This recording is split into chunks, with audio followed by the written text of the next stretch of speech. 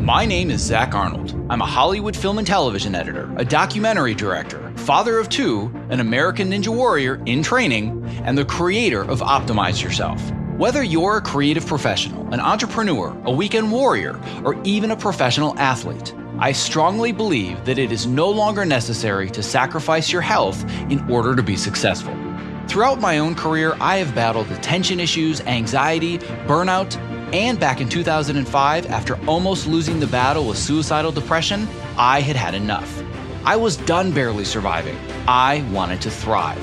Since then, I have obsessively searched for every possible way to optimize my own creative and athletic performance. And now I want to shorten your learning curve so you can forge your own path to greatness without sacrificing your sanity in the process. You ready? Let's get started designing the optimized version of you. Hello and welcome to episode number 64 of the Optimize Yourself podcast. I hope that this year has started out well for you so far, and I also hope that you are focused and ready to make some big moves in 2019. And hey, if you're not quite ready yet, no worries, I'm going to help you get there. Now, if you're a subscriber to my email newsletter, or if you're one of my online students, or you've listened to the first couple of episodes this year, then you already know that 2019 is bringing a lot of changes to this program, and the first of which is that I'm no longer going to be doing weekly content on a regular basis. Yes, I'm still going to be doing podcast interviews, but they are going to be much more sporadic. And also, when I write articles, I'm only going to be doing so for other publications when great opportunities arise. Now, the reason for this is because I'm embarking upon my next documentary project that I'm both directing and producing, and that is going to require a huge amount of my time, my energy, and my attention. And in addition, I'm also expanding my one-on-one coaching program this year, and I'm currently opening enrollment to more new students. And speaking of that coaching program, that is actually what today's special interview is all about.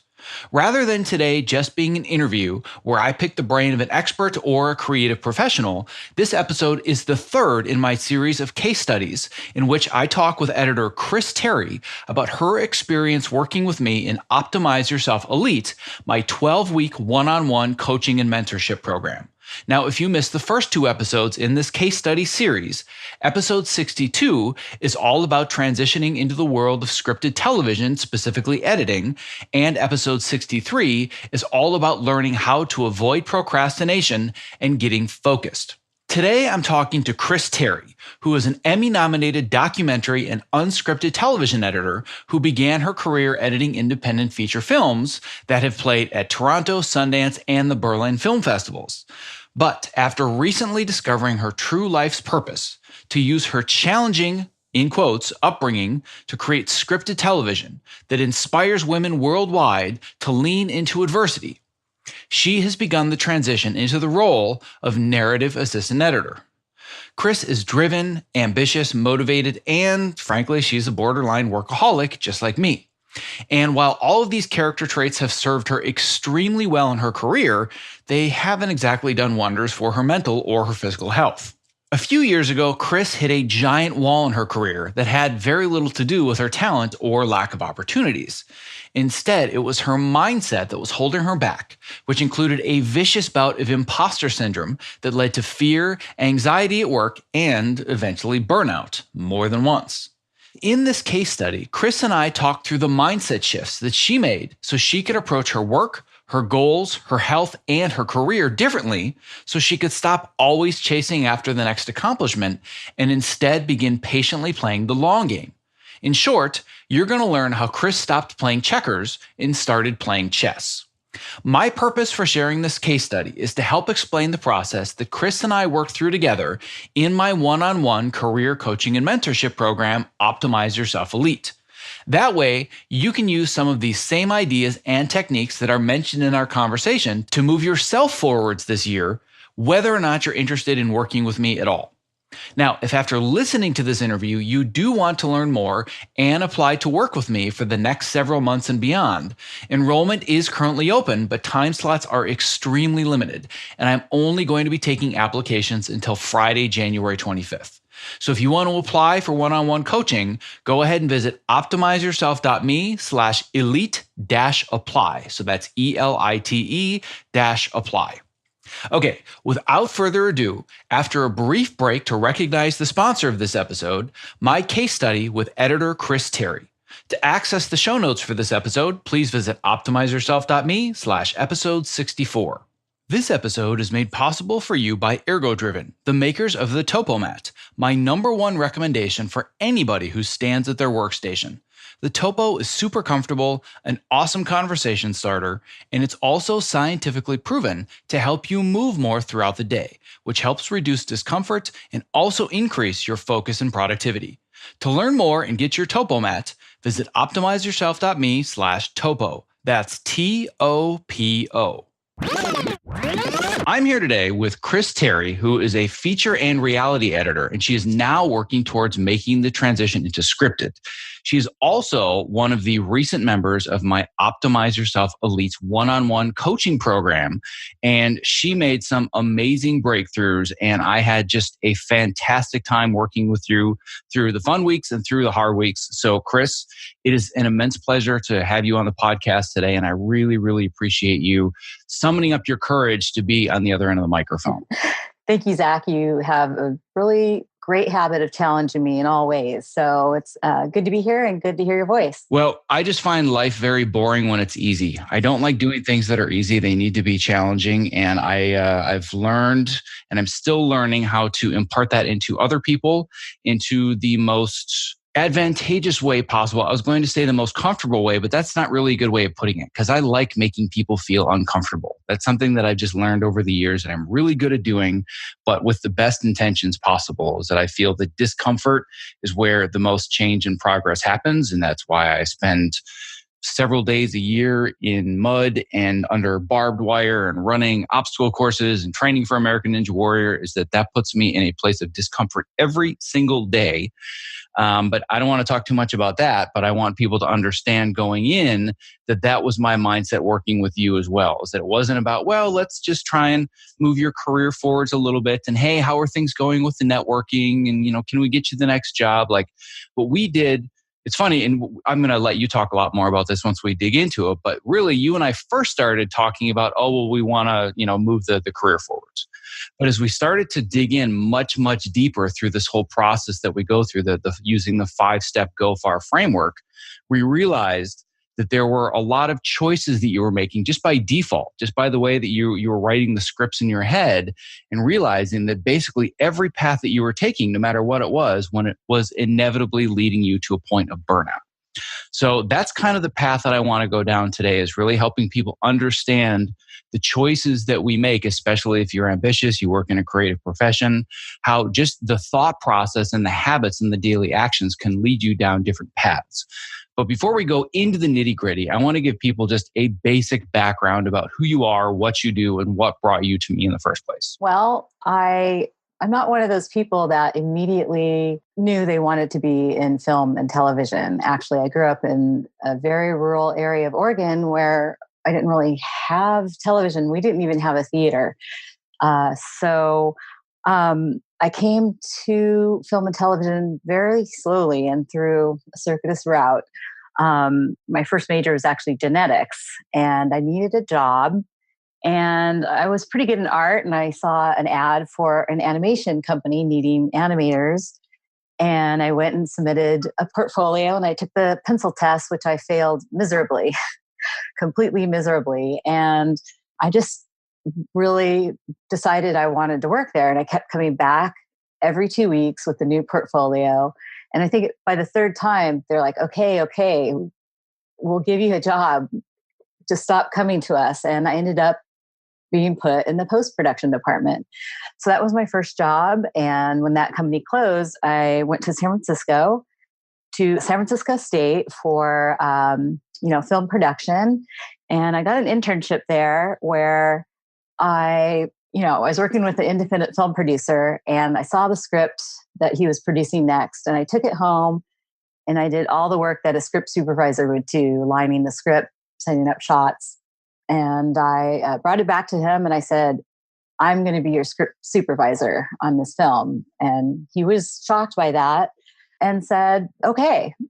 And it was a really great experience. I was on my first film set. And after that was done, I decided that I wanted to be the assistant editor. So I took the Avid manual. Back then it was, I don't know, remember those 3 huge books. Oh, you could murder a human being with those things. They were so large. You just swing them and bam, like it's they're like bowling balls. Yes, I Yeah. definitely remember the Avid manuals. Right. So I read it front to back, all 3 volumes, and went to him and said, I'm going to be your assistant editor. And he said yes. So there I was. So after working in San Francisco in the independent film scene for a while, there wasn't a lot of work in San Francisco, let me just say. So I moved to LA and I decided I was going to work in narrative scripted television. I read about all the pilots that were coming out. I found out where their production offices were going. And I emailed or called every single one and just didn't have anything, nothing moved forward. So at that time, I became a reality editor. And I've been doing that for almost 20 years now, I would say. And the reason why I bring up the other stuff in my background, I just, wanted people to know that I'm not a person who shrinks from going after what she wants. I'm very motivated. I'm very determined. But something happened. At the time, I didn't quite know what was going on, but I just started not feeling well, feeling exhausted all the time, finding it difficult to focus at work and in my personal life as well. And actually, that's what basically ended up bringing me to you. I just knew that something wasn't quite working. It was affecting, my performance at work, and I really wanted to do something about it. Well, and that's something that I want to go into a little bit deeper if you're willing to, because I think that this change that happened is something that so many people go through. And the more people that I talk to, I actually think that you came out pretty lucky because you hit it later in life than I think most people hit it. It's just kind of this giant wall that I know I've hit more than once in my career. And based on just the very basic story that you gave, it's very clear that you are confident in yourself. You make the phone calls, you reach out, you walk in and you say, this is what I'm doing. So there's no trepidation with you. There's no sense of, oh, I don't know if I can do it. And maybe this isn't for me. Like, you're driven, you set ambitious goals. And as we learn, we'll probably talk more about later, sometimes you set overly ambitious goals. And we learned how to manage that, but we'll get into that later. But I think what's really important is understanding what it was that happened to you specifically at your job and what it did, not just to your daily life, but kind of to your psyche and your level of confidence. Because when you came to me, your confidence level is pretty low. Yes, absolutely. And again, I didn't know why this was happening. I just felt like this is not the person I am. Why is this happening? And, at first, I wanted to place some of the blame on, the industry, and I was actually considering no longer being an editor at all. I was looking for ways to get out of the industry, but I actually love editing. In the beginning of my career, I just loved it so much. I would stay late. I would sleep on the floor. I worked weekends anytime they asked me. Actually, it turns out that kind of way of being in the world led to this burnout. So, through working with you, I learned that this stress that I'm feeling, I actually bring that upon myself. So, through the process, I learned that this was all a much deeper problem than just, setting a calendar, putting some goals and action steps on there and following through on those. We actually went really deep into, why I believe the things I do and what I can do about it. Well, and the process that I walk people through, and if they've listened to the other couple of case studies, then they may know the basics of this. But we have the 5-step Go Far framework. And that, of course, for anybody that's listened at all knows I did not design that. That came from Christopher Rush, who I did a documentary film about. If you want to learn more, you can go to Go Far Movie. So I don't want to belabor that point anymore. But the first step of that 5-step framework is goals. And when somebody joins this program with me, I am invested in them achieving their goals. However, what happens a lot of times is people start setting goals, and this is all by design with it being the first step. And as they start to go deeper into the framework, they're like, oh, I don't even know if these goals make sense. And why am I going after these goals? And why is this important? And have I even thought about all the things that are standing in my way? And the way that it's designed, you're supposed to spend a week on the goals framework, and then you do the obstacle section, and then you start to figure out your focus, and then you come up with your action steps, and then you create a review process to stay consistent. But with you, there was a lot of, all right, I did my goals this week and I'm going to do this thing. And we're going to put together all the action steps. And then the next week it was, well, I was thinking about it and I redid the goals worksheet and I had this and this and this and this and this instead. And what I kind of did was I said, all right, we're going to stop and we're going to hit the reset button. And rather than just redoing the goals every week and coming up, I mean, we probably had at least 3 or 4 giant goals that we set over the course of a month together. And I finally said, rather than figuring out the next goal, let's figure out why you continue to set these really difficult goals that when you step away for a second and you think, is this really achievable? It's like, oh, probably not. This is pretty ambitious.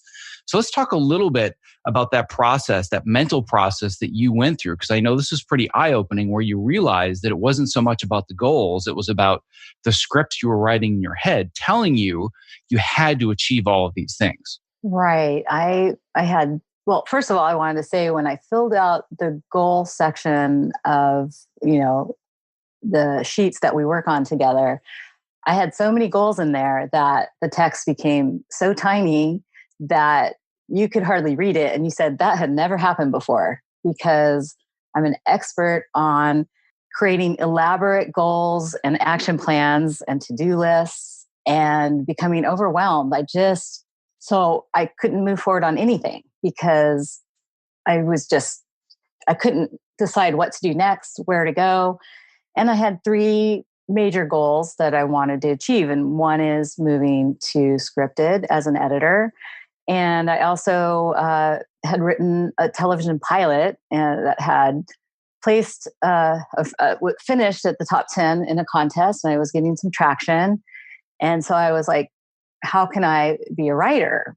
And the next goal was I needed to financially be able to make the bridge between either becoming a working writer or working as a narrative assistant editor. Well, I want to keep going down the rabbit hole. Let's not also forget the goal of, I believe it was remodeling like half of your house in a month or something. Oh, right. And you were going to, I think it was remodel the whole kitchen or whatever it was. And I'm like, oh, well, do you have a crew and all that? She's like, no, I'm going to do it myself. I'm like, oh, all right. So there was that. There was the whole starting a brand new business, renting out a very high class trailer on Airbnb. Right. All of which are great ideas. So it's not like you were setting crappy goals. It's that you were setting very, very ambitious goals. But like you said, it was a matter of being able to really break it down into actionable steps and then follow through. Because what you continue to find was that it was just leading to this giant wall where you were just blocked and you couldn't move forwards. Is that fairly accurate? Yeah, absolutely. When we were going through, I think we decided to build this new business that I had. And we were going through the obstacles section of the program.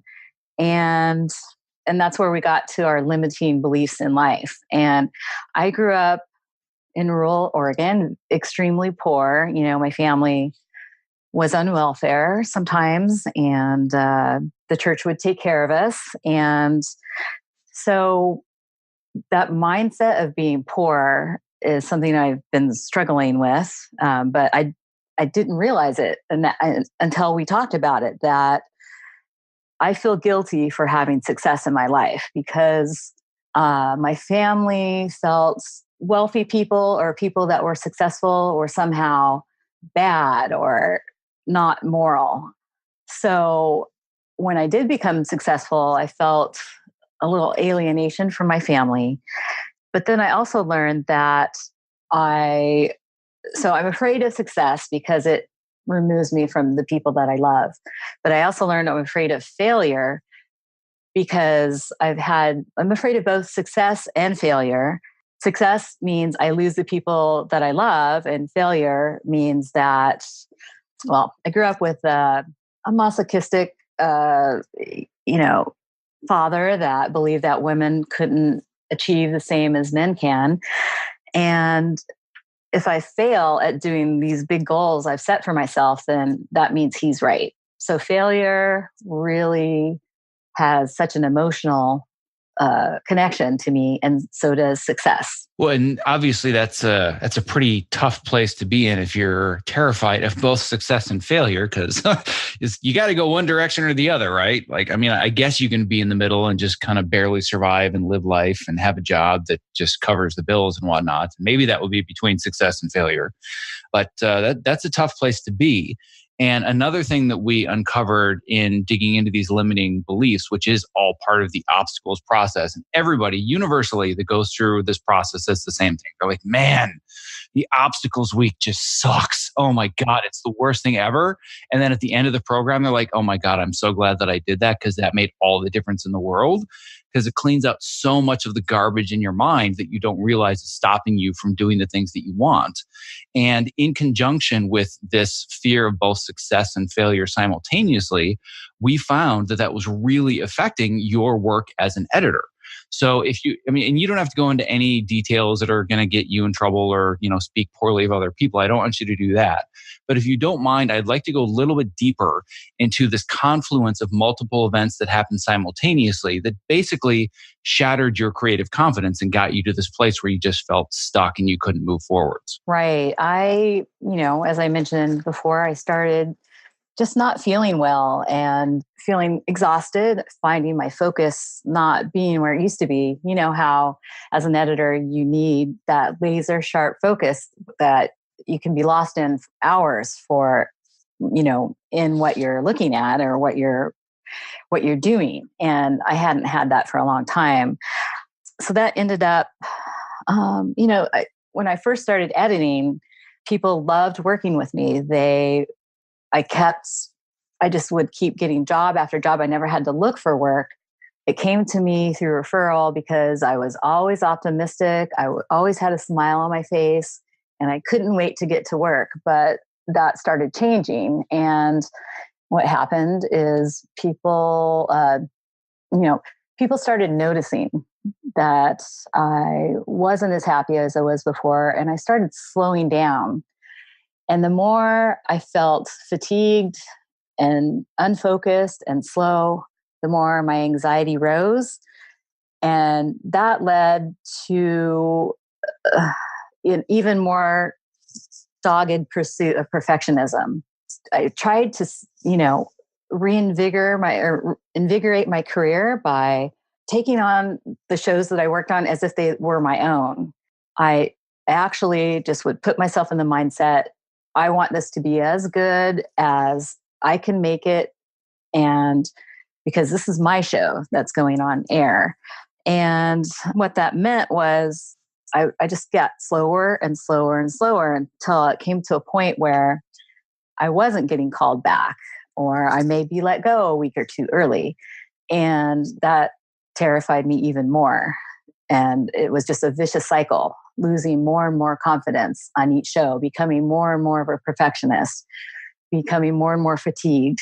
Well, and I know that one of the things that we drilled into a little bit deeper, and that this is going to be kind of two separate subjects, but I want to bring both of them up because I think both are good things to talk about. On a practical level, one thing we realized was that some of the lack of confidence was coming from your time management skills, because like you said, you were trying to perfect everything. So you were just working on one or two scenes forever.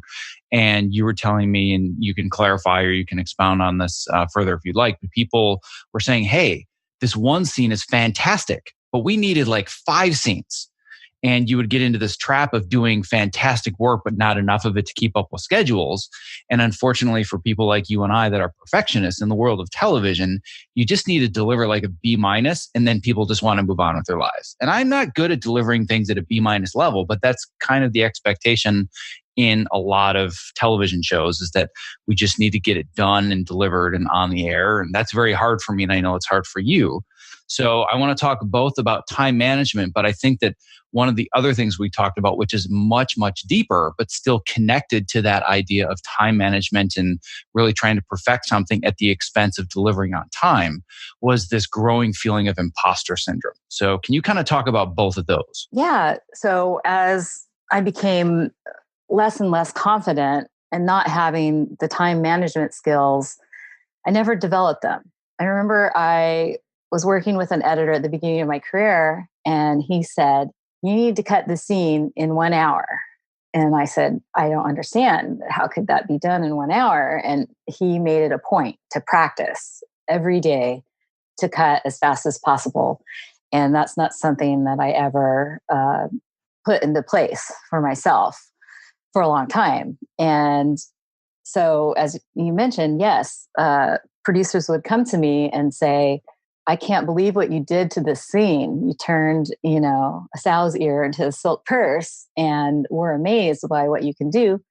But I was working on that scene for longer than I would want to admit, and working on it in my free time, which just leads to more and more burnout. So I just really started to question, am I a good editor? I thought I was, but I'm not sure. And I became more and more anxious that people would see that I wasn't a good editor. And I thought, you know, after going through some very challenging shows, I just, at that point, I was like, I'm found out. I'm not a good editor. And that's when I started to think about getting out of the career entirely. Well, and one thing that I want to point out there is, again, this kind of the connection between the two things, because it's one thing for you to come into this program and we talk about time management, and it's all right. Let's talk about time blocking, and let me show you how I do the little time blocks on my calendar, and I manage my creativity throughout the day. So, for example, in the mornings, I'm doing more creative work. In the afternoons, I try to do busy work or email or whatever it is. It's one thing to do that. But I can't teach you, or teach, when I say you, I mean collectively to people, not just to you specifically, but I can't teach somebody time management and time blocking if when they're going to sit down on their time block, they have this huge pit in their stomach of anxiety that's saying, I can't do this, right? So there's a lot of practical things that you can do throughout this program. But at the end of the day, we both realize that we're just not going to move forwards in setting any goal until we really start to rebuild your confidence and understand what's the process in your mind that's leading you to this place of always setting these crazy ambitious goals. And I don't remember what week it was. It was probably at least halfway through the process. So we'd been together for, I don't know, a couple of months at that point.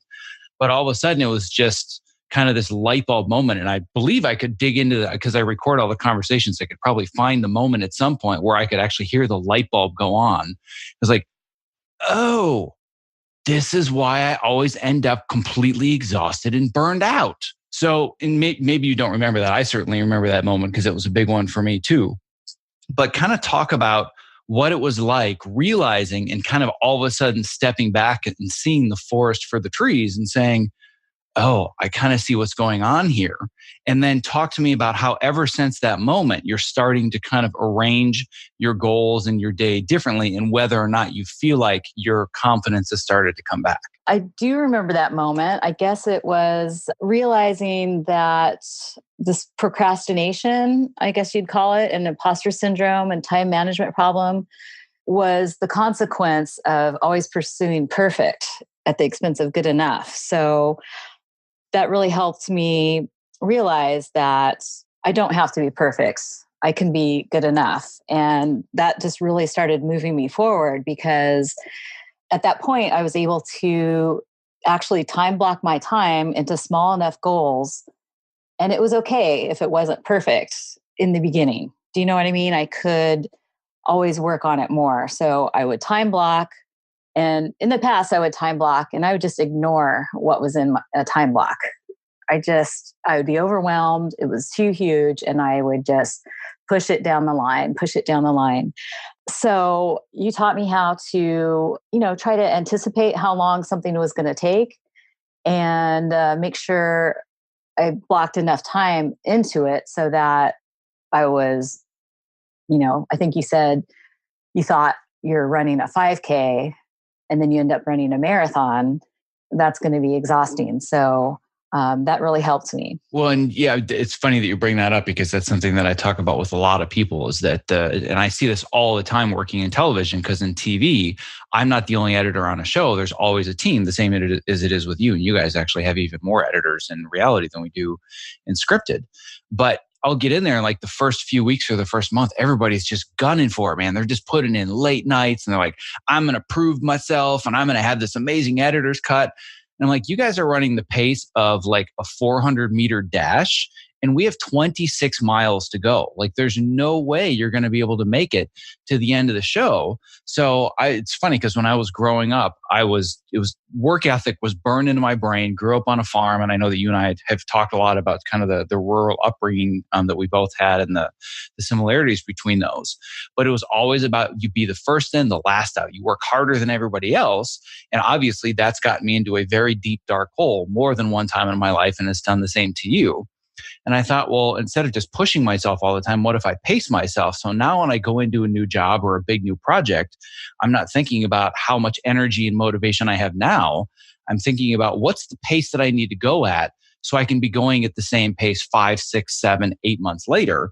I'm experiencing that right now on Cobra Kai, where I basically have been last one in, first one out. And hopefully the showrunners don't hear this, but they know that I've met all of my deadlines and they've been happy with my work. So I'm not too self-conscious about it, but I'm now always last in, first out. I make sure that I get plenty of sleep every night. I don't think I put in one day more than 9 hours the entire year, except maybe 2 days ago because we're getting ready to deliver the season finale. So it's been kind of crunch time. But other than that, I haven't worked longer than a 9-hour day the whole show, and I haven't worked a single weekend. And short term, I might be getting a little bit less done, but long term, I'm producing the same amount of creative work on the final week as I was the first week because I'm pacing myself more. And that's something that you and I worked on a lot. And one thing that I think is funny is when we were talking about time blocks, we would actually go into the calendar and start laying out, all right, let's look at the next week and let's practice this process. And we would lay it out. And then the next week you'd come back and you say, well, I didn't do any of my time blocks, but that's because I have a whole new goal. And I went through the goals worksheet again. And now I'm going to sell my house in 3 months and do this or that. And I'm like, okay, let's just slow down a little bit. So it took a little while to get there, but I felt like by the end, you were starting to feel much more comfortable with this process. Absolutely. And I'm using it now to plan out my attack to moving to scripted. I've learned to focus on one goal at a time, which was really hard for me because I have so many things I want to get done in my life. And it was really hard to put things as in the closet, as you described it.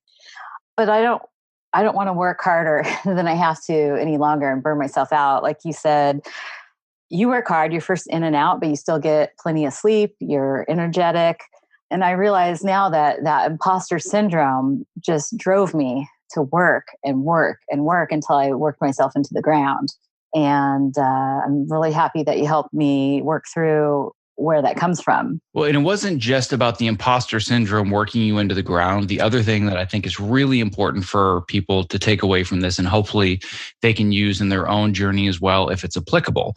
But I take notes when we do our sessions, and I don't take super detailed notes, but when there are really big moments or, points that I really want to work on and improve, I'll write stuff down. And I was going through our session notes, and I think that one of the biggest moments that I found that really relates to this conversation is that and I'm paraphrasing because my notes are not verbatim, but there was one point when we were working through whether it was the goal of, remodeling and selling your house, or whether it was trying to build this business where you were going to be renting out a really nice trailer that you have on Airbnb.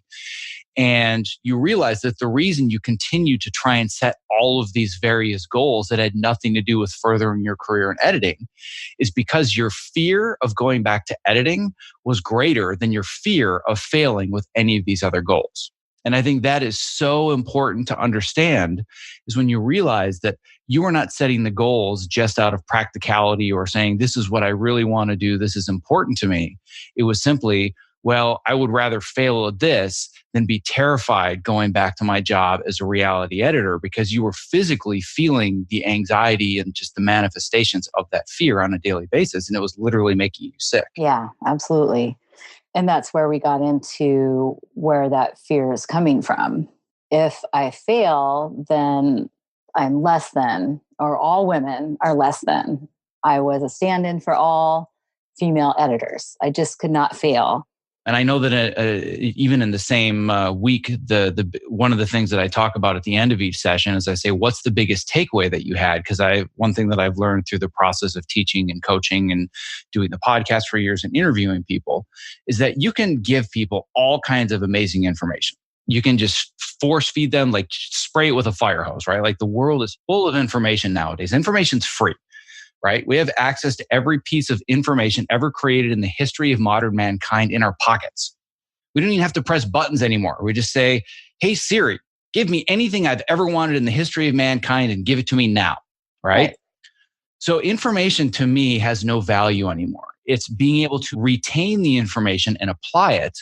So one of the things that I always ask is, what was the biggest takeaway from this session? And it forces you to think back on all the information and package it in a way that it's actually, oh, okay, I actually, this is what made the most sense to me, and here's how I can apply it. And I know that one of your biggest takeaways overall were the positive results of learning how to break down these giant ideas into very single manageable steps. And that's something that we talk about a lot, is breaking these big ideas, these big goals down into very single action steps. Because I always say you can have an amazing goal that you want to achieve in 10 years, 5 years, or a year. But what are you doing this Wednesday at 2 p.m., right? And most people are like, "Oh, I don't know." Like, but that's what it takes. It takes consistent daily action to achieve these large goals. And the one concept that we haven't gotten into yet that to me, I think is the most important concept of this whole program and of every book I've ever read and every podcast I've ever done, if I had to pick the one thing that has made the most difference, it is the concept of the one thing. And I've heard that from everybody else. So talk to me a little bit about this change that you've noticed from when we began working until even now, because it's been a couple of months since we stopped, and we're going to be working together again in a 6-month career networking group, which I'm very excited about. But talk to me a little bit more about this realization that you had, as I did, about the importance of the one thing and how you've been applying it. I think we had started with my one thing actually time blocking in my calendar, but I was still struggling with it, still letting things pass by because I could not quiet my whirlwind mind. So we started a new one thing, and that was to meditate every morning. I've dabbled with meditation, and I just found I didn't have time for that. But once I set a regular meditation practice in the morning, it was amazing how I could finally slow down enough to go fast, to accomplish what I needed to accomplish. So it just changed my life. And the thing about the one thing, and the very brief description of, first of all, I'm going to make sure to put in the show notes for this episode a link to my interview with the co-author of the book, The One Thing, Jay Papasan, because that to me is probably the most complimented episode that I have, not because of me, but because of him and the work that he's done and just the concept in general. But it's this idea that when most people are trying to achieve a difficult goal, they're looking for the most impactful thing that they need to do. And that's the mistake. What you need to do instead is think, all right, I have all of these dominoes that I need to knock over, and they're of various sizes, right? Sending an email is a much smaller domino than I need to, build a portfolio website or whatever the task might be. So the idea is you find the first domino, not the biggest one, not the most impactful, but the first domino that when you knock it over will start to, with its momentum, knock over larger dominoes and larger dominoes and larger dominoes. So what we did, which I've done with everybody else that has worked with me as well, is we figure out, well, we know what the most impactful thing is, but what's the tiniest domino? So for you, we found that it was meditation. We thought it was going to be time blocking. But then if you start to think about the sequence of event, it's like, all right, well, time blocking is my one thing, but I'm having a really hard time with it because sometimes you have to stop and actually think about planning your day rather than just doing things. And I know for a lot of people, it's all about doing. And if you don't feel like you're doing something, you feel like you're wasting time or going backwards. But to me, stopping everything and planning and thinking about what I'm going to do actually saves me hours and hours per week, maybe even a day per week, even though I stop for 2 or 3 hours to plan. So for me, that can be my one thing. But for you, it was like, well, I can't really make any of this work. So then if the one thing is meditation, then the meditation helps to make the time blocking easier. Absolutely. So that doesn't mean everybody's one thing is meditation. But in another coaching client that I was working with, I won't say his name, but he was totally career driven. It was all about career mentorship and networking and breaking into scripted TV and features. And after working together for 3 weeks, he realized his one thing was he needed to learn how to get better sleep. He didn't come to me at all for anything health related, but he realized that all of the things he wanted to do with his career, he was not able to do, or he was really struggling with on a daily basis because his sleep sucked and he just couldn't concentrate. So we just stopped everything career related for 2 or 3 weeks, and we hunkered down and we figured out how can we get you to get higher quality sleep. And as soon as that domino was knocked over, then all of the networking stuff that he had to do to move his career forwards was infinitely easier. And that's the same thing we found with you with both meditation and time blocking. Right. And I was hoping that we had time to talk about becoming the person you need to become to achieve what you want to achieve. Because I realized that, the 3 descriptors that, we ended up deciding that should apply to me to achieve what I want actually were things that I once had. And that was optimism, fearlessness, and being present. So once I went through the program with you and started becoming that person, it actually got me my first union job as a reality editor. So I wanted to thank you for that. Wow, that's awesome. I didn't even know that. You didn't? No, I knew that you had landed another job shortly after that you and I were working together, but I didn't realize that it was a union gig. So that's fantastic. Right. Well, I do want to dig into that a little bit more. We have a little bit of time. I mean, the time is totally up to you.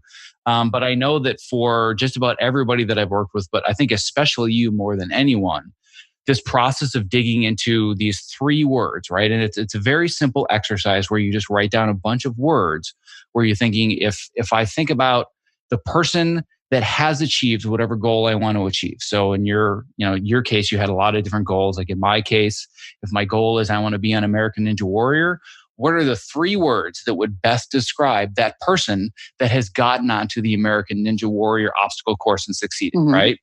And when we were going through them, at first, you were coming up with words like efficient, somebody that doesn't procrastinate, somebody that's motivated.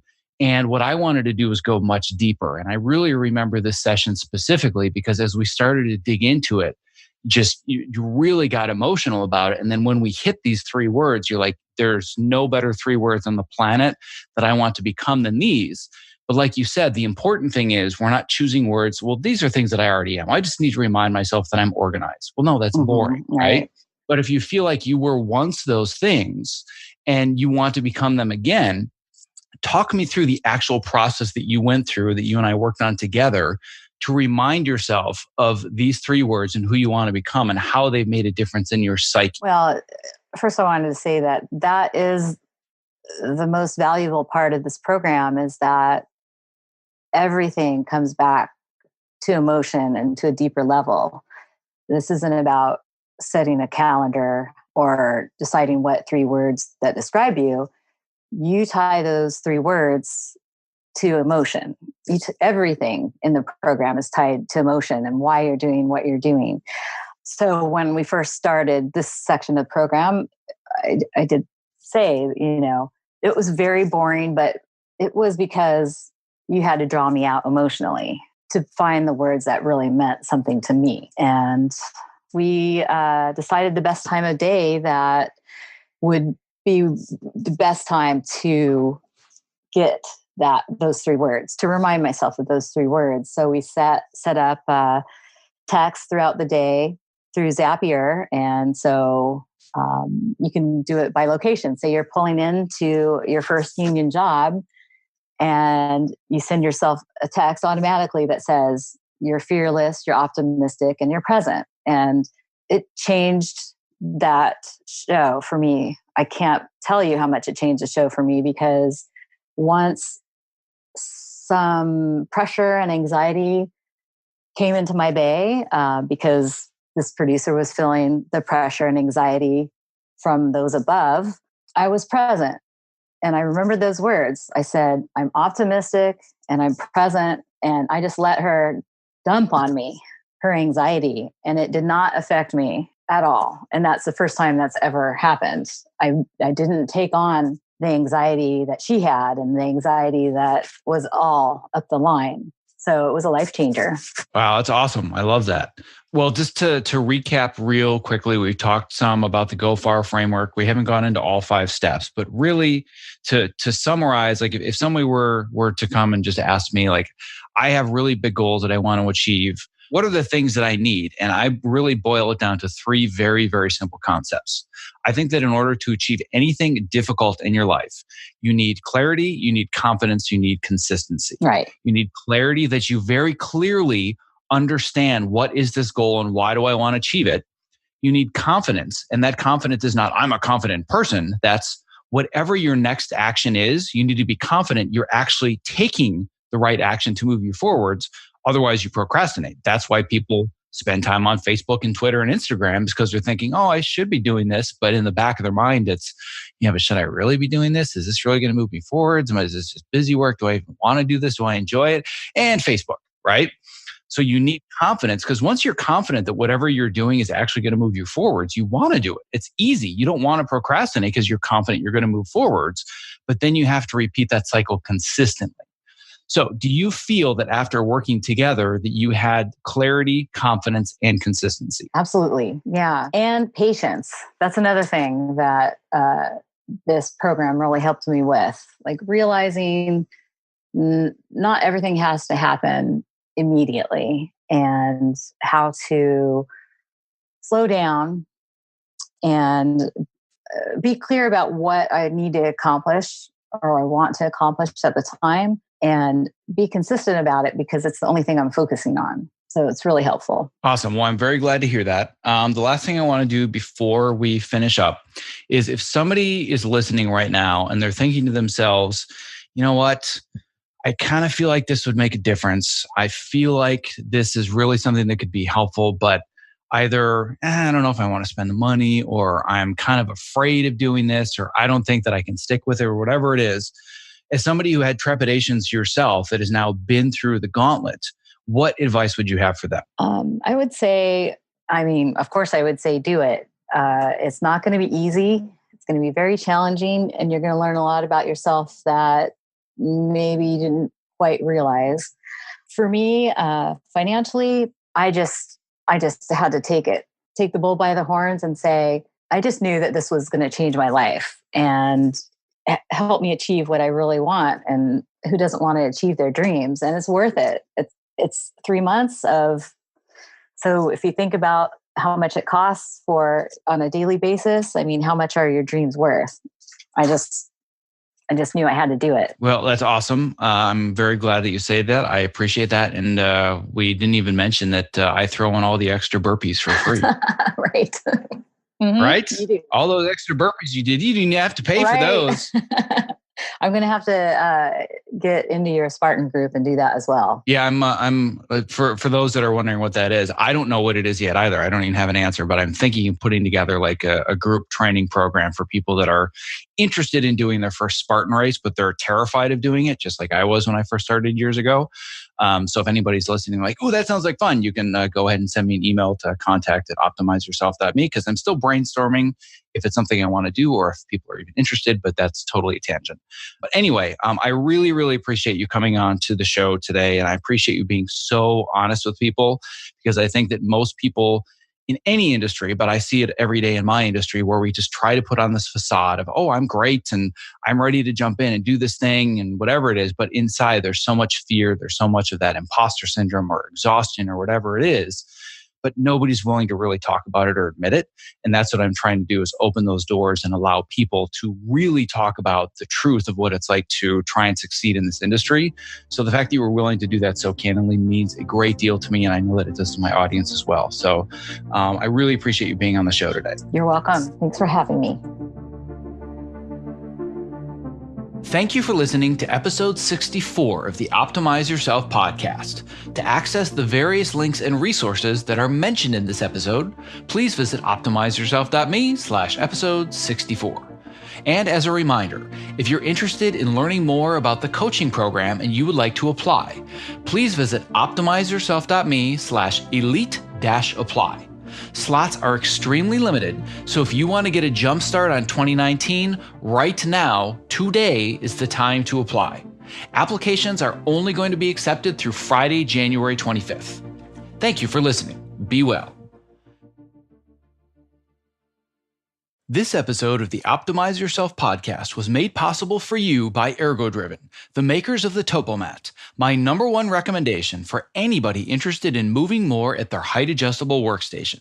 Listen, standing desks are only great if you're standing well.